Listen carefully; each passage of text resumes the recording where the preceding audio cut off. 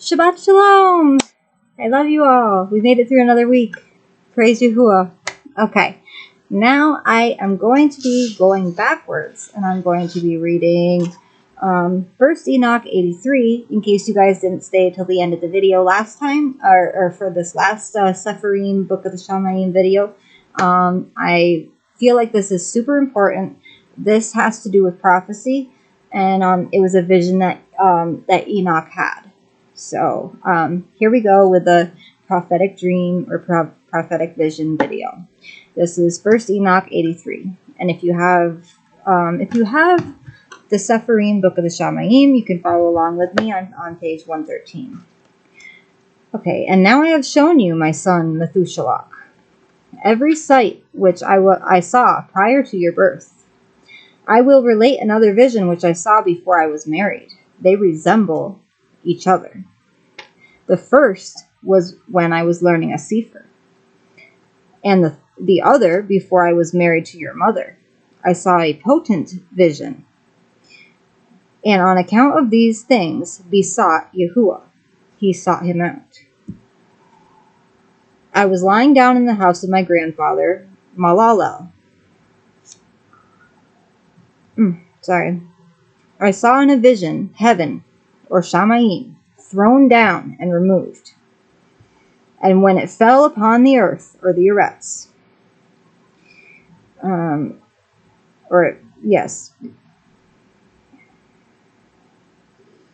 it literally fell to the earth, the heaven. That's what it says in the bottom. Some of the things are numbered and they have reference numbers, so you can read below. Sometimes it says what it's about, or sometimes it's another verse you can find it in. Okay, sorry. And when it fell upon the earth, or falling to the earth, the Shaymayim fell to the earth. I saw likewise the earth absorbed by a great abyss, and mountains suspended over mountains. Hills were sinking upon hills. Lofty trees were gliding off from their trunks and were in the act of being projected and of sinking into the abyss. And at these things the word fell down in my mouth, meaning his voice faltered. I cried out and said, "The earth is destroyed." Then my grandfather, Malalel, raised me up and said to me, "Why do you thus cry out, my son? And wherefore thus do you lament?" I related to him the whole vision which I had seen. He said to me, "Confirmed is that which you have seen, my son, and potent the vision of your dream, respecting every secret sin of the earth. Its substance shall sink into the abyss, and a great destruction take place. Now, my son, rise up and beseech Yahuwah of glory, for you are faithful," or full of emunah, "then that a remnant may be left upon earth, and that he would not wholly destroy it. My son, all this calamity upon earth comes down from heaven, Shaymayim. Upon earth shall there be a great destruction." Then I arose, prayed, and entreated, and wrote down my prayer for the generations of the world, explaining everything to my son, Methuselah. When I went down below, and looking up to heaven, or Shaymayim, beheld the sun proceeding from the east, the moon descending to the west, a few stars, and everything which Elohim has known from the beginning, I blessed Yahuwah of judgment and magnified him, because he has sent forth the sun from the windows of the east, that ascending and rising in the face of Shaymayim, it might spring up and pursue the path which has been pointed out to it. And it has a concordance number for windows. Literally windows, or chambers. Chambers, literally windows, it says. Okay.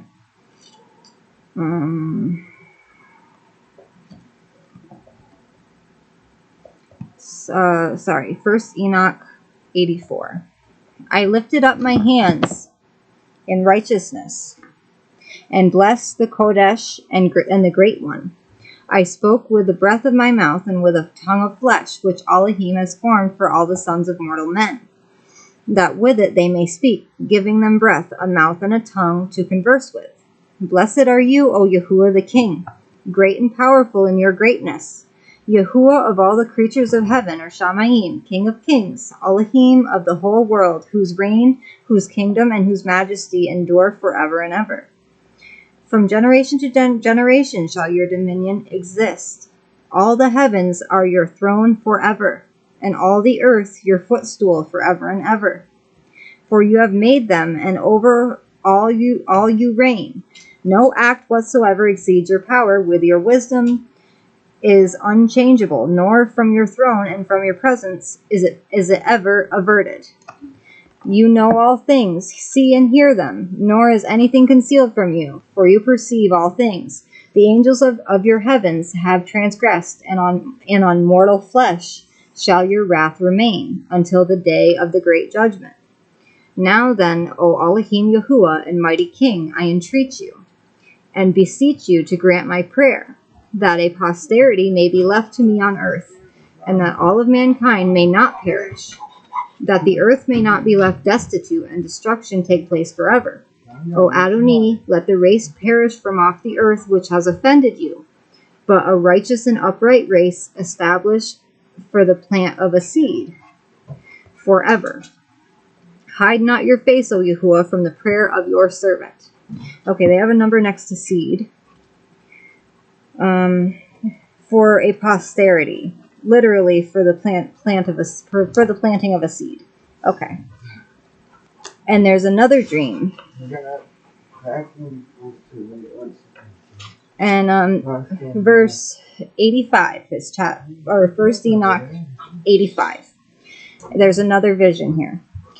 After this I saw another dream, and explained it all to you, my son. Enoch arose and said to his son Methuselah, To you, my son, will I speak. Hear my word and incline your ear to the visionary dream of your father. Before I married your mother Edna, I saw a vision of my bed, and behold, a cow sprung forth from the earth. And this cow was white. Afterwards a female heifer sprung forth, and with it another heifer. The one was black and one was red. The black heifer then struck the red one and pursued it over the earth. From that period I could see nothing more of the red heifer, but the black one increased in bulk, and a female heifer came with him. After this I saw that many cows proceeded forth, resembling him and following after him. The first female young one also went out in the presence of the first cow, and sought the red heifer, but found him not. And she lamented with a great lamentation when she was seeking him. Then I looked until that first cow came to her, from which time she came silent and ceased to lament. Afterwards she calved another white cow, and again calved many cows and black heifers. In my sleep also I perceived a white bull, which in like manner grew and became a large white bull. After him many white cows came forth resembling him. And they began to calve many white cows, which resembled them, and followed each other. First Enoch, verse 86. Again I looked attentively while sleeping, and surveyed Shaymayim above. And behold, a single star fell from heaven, Shaymayim, which, being raised up, ate and fed among those cows. After that I perceived other large and black cows, and behold, all of them changed their stalls and pastures, while their young began to lament one with another. Again I looked in my vision, and surveyed Shaymayim, or heaven, when behold I saw many stars, which descended and projected themselves from Shaymayim, or heaven, to where was the first star, into the midst of those young ones. While the cows were with them, feeding in the midst of them, I looked at and observed them, when behold, they all acted after the manner of horses, and began to approach the young cows, all of whom became pregnant, and brought forth elephants, camels, and asses. To these all the cows were alarmed and terrified. When they began biting with their teeth, swallowing and striking with their horns, they began also to devour the cows, and behold, all the children of the earth trembled, shook with terror at them, and suddenly fled away. First Enoch 87. And again I perceived them, when they began to strike and to swallow each other, and the earth cried out. Then I raised my eyes a second time towards Shaymayim, or heaven, and saw in a vision that, behold, there came forth from heaven as it were the likeness of white men. One came forth from there, and 3 with him. Those 3 who